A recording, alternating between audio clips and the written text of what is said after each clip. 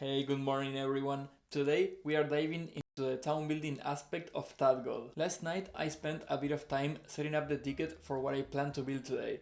I find that having a clear, detailed ticket helps me visualize the whole thing before I start coding. For those new here, TadGod is a deck building roguelike where players help a town of frogs gather resources by stacking Tetris-like blocks. Between runs, they use those resources to rebuild and expand their flooded town.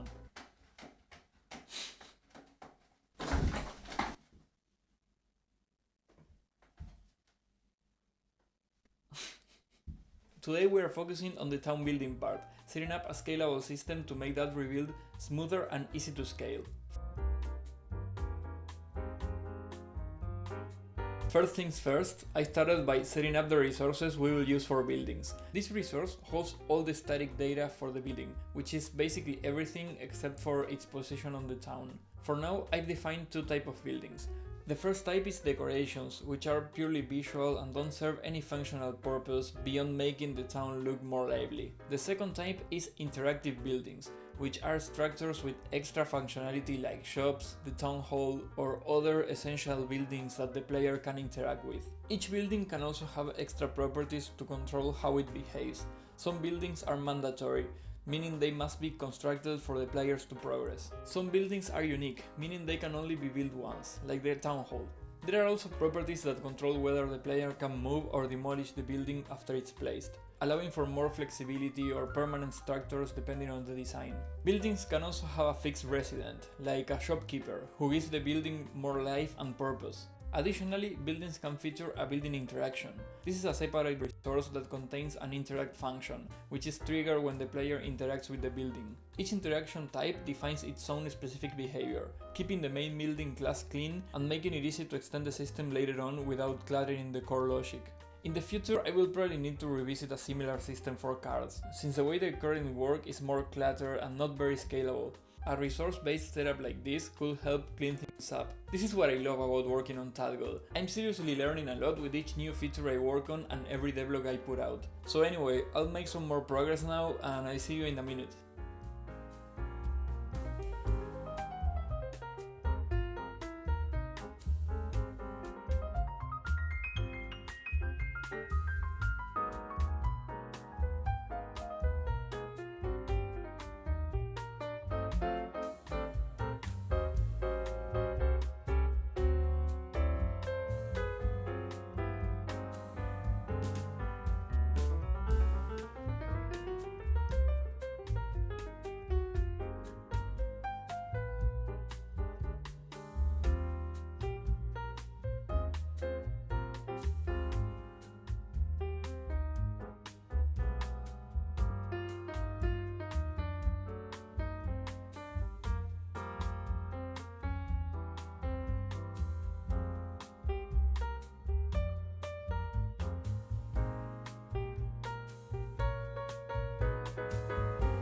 The first thing I tackled after having the resources ready was setting up the scene for the town hall. I basically copied the parallax background and the camera from the game room into a new scene. This is where I hit the first big issue. I wanted to reuse the same camera controller, but it was too tightly coupled with the climbing room. Since that room moved vertically instead of horizontally, it caused a lot of problems. I ended up rebuilding the camera controller for better scalability, and I'm very happy with the result. This is what I meant earlier when I said that eventually I'd have to refactor a lot of the old code. This was just the first step. After that, I focused on getting the building functionality up and running, and once again I ran into old code that wouldn't work. I have a building area node that worked perfectly for blocks in-game, but it wasn't very scalable. I ended up creating a new buildable resource that handles the logic for creating the building's rigid body, as well as the building itself upon clicking. I also made a new building area that works with the new resource. Now we can preview buildings before placing them, build them, and also define areas where construction is restricted. Then came the biggest issue I faced these past few days: interactions. For some reason my interactions was showing as null, even though it was properly loaded in the editor.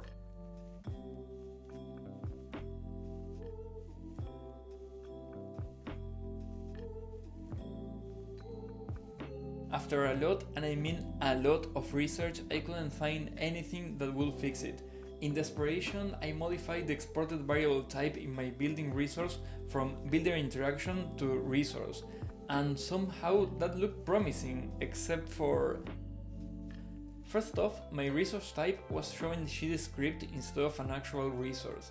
On top of that, it was throwing an error saying it couldn't call the function. At that point, I started experimenting like crazy, loading all interaction resources, making the export variable a dropdown of interactions, but nothing felt right. And then, after days of struggling, I added static to the function. It was right there, in the error message. Now that I think about it, another solution could be creating a new instance inside the interact function. But I believe static functions work fine for this kind of callable. Let me know in the comments if you have experience dealing with issues like this. I'm still learning and I'd love to catch these problems earlier to avoid full refactors. And while you're at it, consider subscribing. The fun thing about making these videos is that I'm learning as I go, so if you're working on your own game, you might pick up something useful just by watching me struggle. So now that we have that covered, let's go back to town building. And the first thing to tackle is actually anchoring the buildings to the floor, since currently I can just put the shop floating midair, which doesn't look very stable.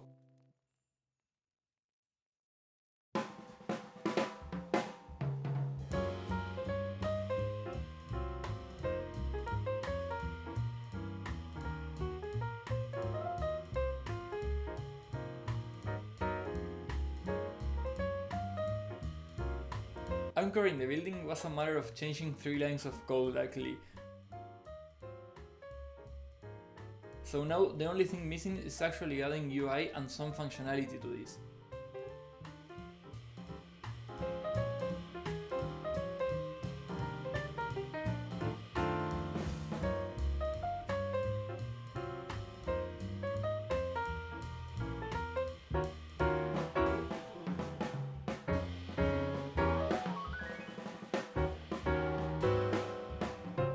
Good morning again, it's Monday already and I made solid progress with the town building feature over the past few days. First off, I've set up a save file system. Initially I considered having separate save files. One for town and building data, another for unlocked cars and items, etc. However, that approach would have introduced unnecessary complexity and extra checks when loading a save file. Instead, I opted for a single save file structured with multiple resources. The one we are focusing today is TownSave. TownSave contains a list of all available buildings, along with helper functions to retrieve unlocked buildings, constructed buildings, and more. My save resource simply exports TownSave and includes a single helper function to retrieve the default save state. Finally, Save Manager is an autoload that handles the logic for reading and writing save files. Beyond saving data, I also managed to properly load constructed buildings into the Town Hub. Now, if I delete my save file and manually add a new building to the constructed buildings dictionary, the town script correctly places it in the right location. And that's not all, I told you I made solid progress, didn't I? I added a mockup UI for building. Clicking the build button displays a list of all buildings, automatically enabling those that can be constructed. If I delete my save file, remove a constructed building, and ensure it's unlocked, I can now select it from the build tab. Of course, clicking it doesn't do anything yet. That's our next task. Let's get to work.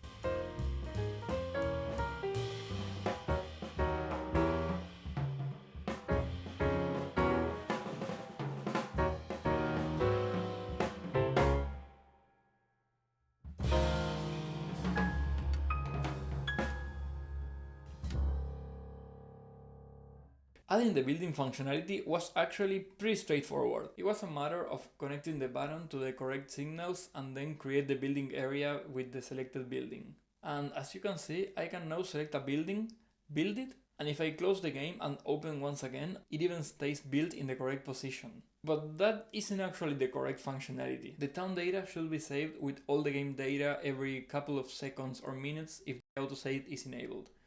And also, the user should be able to save the data from the pause menu. I wanted to sync this with the save file as it is to test that it's properly working, but I think it's about time we add a proper save selection screen and autosave functionality.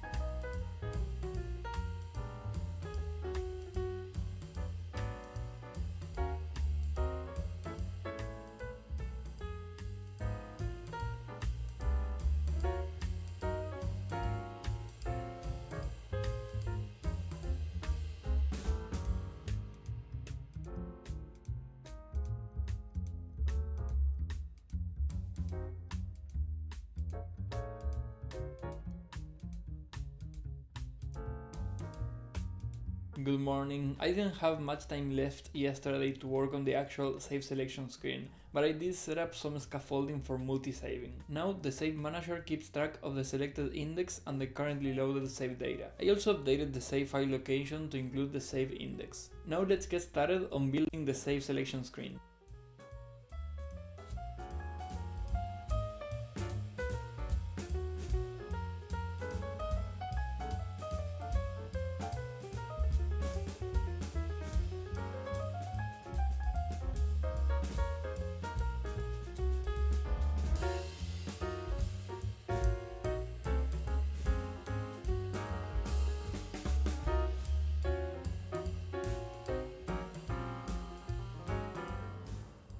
Alright, we made solid progress in just a few hours. Now after clicking play in the main menu, we can choose which save to load. Existing saves are labeled as save file followed by their index number, while empty save slots display new save. Clicking an existing save reveals options to load or delete it, while empty save slot only show a play button. Selecting a save successfully loads the town. I know all this seems simple and straightforward, but there was actually a good amount of backend work needed for this to properly function. With yesterday's changes to the save manager, the load function now takes an index to retrieve the correct save. Each button is a custom node that checks if a save file exists using the save manager, ensuring that the correct title and actions are displayed. In the future, we may want to show additional details here to better display the progress of each save file. Expanding the number of save files is as simple as adjusting a constant, which is currently set to 3. This is some exciting progress. However, I introduced a new bug that's preventing buildings from appear in the town's building section. Unfortunately, I don't have any more time to fix that now, so we'll tackle that first thing tomorrow morning.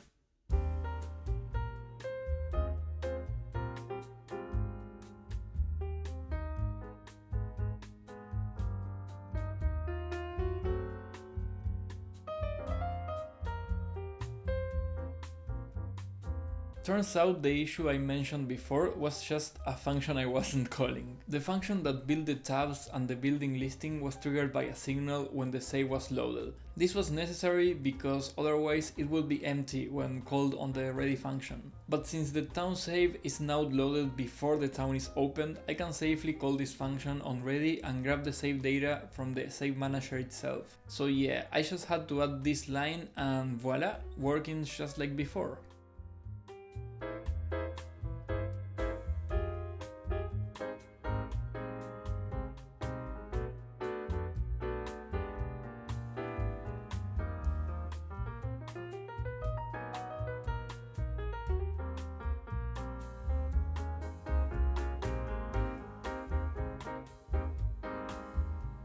Good afternoon, just a quick update on what I worked today after fixing the issue from earlier. Good news, I added autosave support.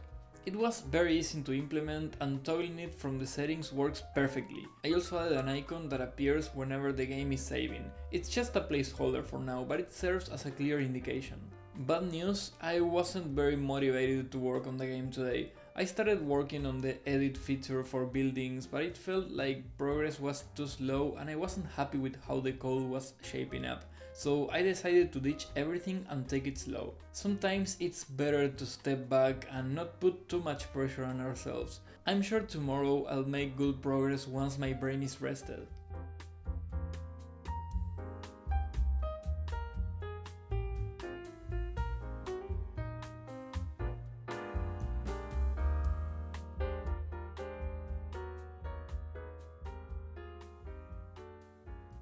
Good morning everyone. Some good news, last night after working out I felt motivated to work on a game again and put in a few hours to fix the edit mechanics that was bothering me. The issue before was that I was adding the edit and teardown buttons directly to the buildings, which made the UI logic much more complicated. Instead, I realized I could just add shortcuts to edit and tear down a building to the bottom of the screen. So I removed the old UI buttons and created a new custom node. This extends the shortcut functionality that Godots provide by default, but also adds an indicator showing which button needs to be pressed. The node is dynamic, so when I switch to my controller, the icon updates accordingly. My controller icons are much larger than the keyboard's one though. Just another thing to add to my ever-growing list of UI fixes. Good luck, future Mike, you'll need it. Today I'll focus on getting the edit functionality up and running. See you in a few hours. Hey, welcome back. It's already afternoon and I was too focused to press the record button, so no time lapses, sorry. However, I did record this hilarious bug.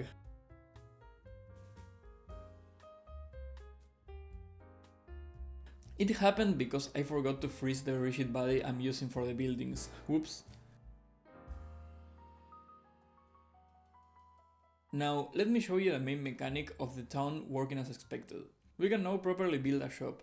As you can see, the shop building is disabled after being placed, since it's set as unique, but if we click edit, select the building, the edit option enables. Pressing E lets me move the building somewhere else. Since the shop has the can be torn down property set to false, I can't show you the tear down functionality, but let's quickly add a new building and test that.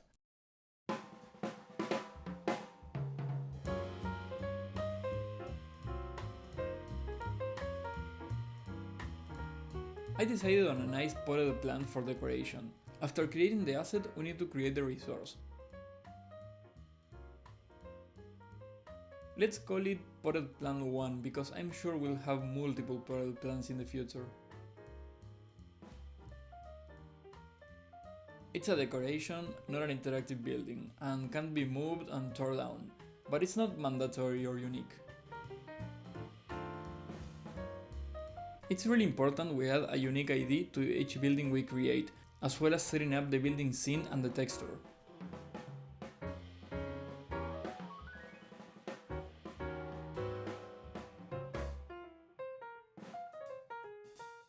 As for the collision shape, I think a circle will work here, but since we cannot preview the collision shape with the texture from here, let's use the building 2D node to preview that.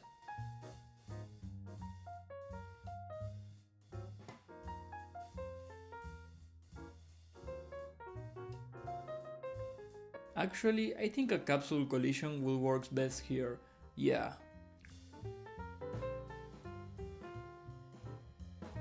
And finally, a really important step is to add a new building to the building list in the town save resource. And since we still don't have a way to unlock this, I need to add the building ID to the unlock building array. And remove my save so this updates correctly. Once we have a proper unlocking system, this won't be necessary. Alright, let's test this out and it works! The plant appears in the decoration tab. There is a small collision issue, but I'll check it later.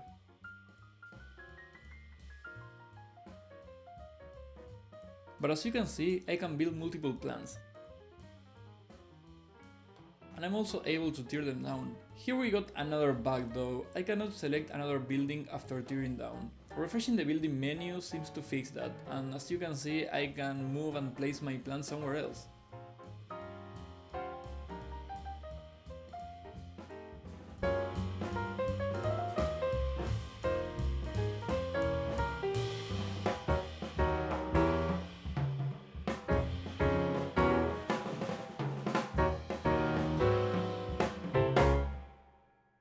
Alright, I've got a few updates. First, I missed a crucial step when creating my potted plant resource, setting the collision layer and masks. Without that, the building mode allowed the plant to overlap with anything. Regarding bugs, I fixed several of them. Now I can tear down a building and continue editing without having to close and reopen edit mode. Collisions works as expected when editing. The issue before was caused by the game being paused. I modified the logic to prevent the edited building from collapsing into itself by using the add collision exception with function. Another funny issue, I didn't notice rotation was enabled for the building area, allowing buildings to rotate freely.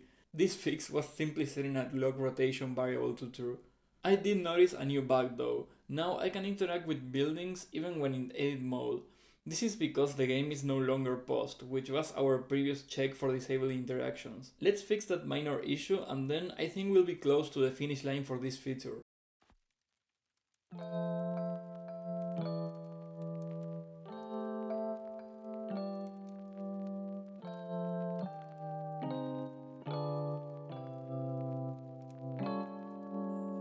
This was actually really easy to fix. I added a new disable interaction variable to buildings, linking it to signals triggered when a building is under construction and when it's either completed or cancelled. Now, if the game is paused or we are in the building process, interactions with other buildings are disabled. One last funny bug: when editing a building, I could click on another one, and when confirming placement, the second building will be deleted instead.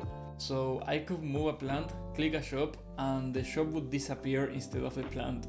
That was a pretty big but hilarious issue, which I fixed by adding this simple check.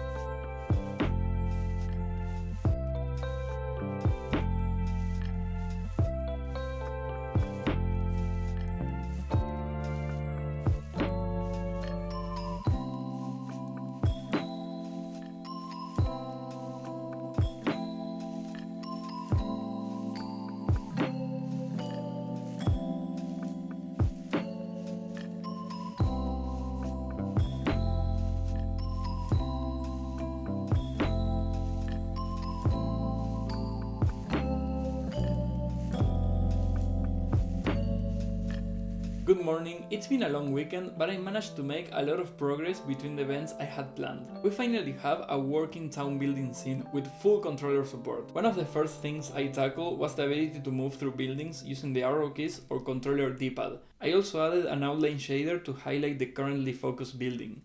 Oh, and I updated the shop sprite to make it look a bit more decent. It still needs some work, but at least it's not an ugly square house anymore. Next, I added UI elements that show which button to press to interact or build structures. To improve how focusing works, I added an area to it at the center of the camera. This let us correctly detect which building is closer to the center of the screen and highlight it as we move the camera with the controller. Of course, all these features introduced a ton of bugs, which I had to fix and work around. But in the end, we got a solid and functional building mechanic. That said, we still need a way to jump into the run from the town. I'm thinking of adding a map interface where you can either start a run or visit other locations, but that will come a bit later. Before I wrap up, I want to show you a small but important addition, a grid snapping feature for the building system. You can now press Shift or the left trigger to enable snap to grid mode while placing buildings. The trigger button for this is also configurable from the settings menu. I'm also debating whether to keep this feature in the actual run of the game, but I'll think more on that later. Anyway, this video covers a huge chunk of progress. We now have a load save screen, we can actually save the game, and we have added a new town scene that loads pre-built buildings. You can interact with them, build new ones, edit existing ones, or even tear some down. Each building can be configured to be editable or not, depending on what it is. The only thing missing from this list is the mandatory building functionality, which I still need to think about since I'm not entirely sure how I want that to work, but I'm really proud of how far we have come over the past few weeks. I know this stage took the most time and this might be one of my longest videos yet, but we are making serious progress and I'm genuinely happy with how everything is turning out. If you enjoyed this video and want to stay up to date with the game's development, please consider subscribing. Thank you so much for watching and I'll see you in the next one. Bye!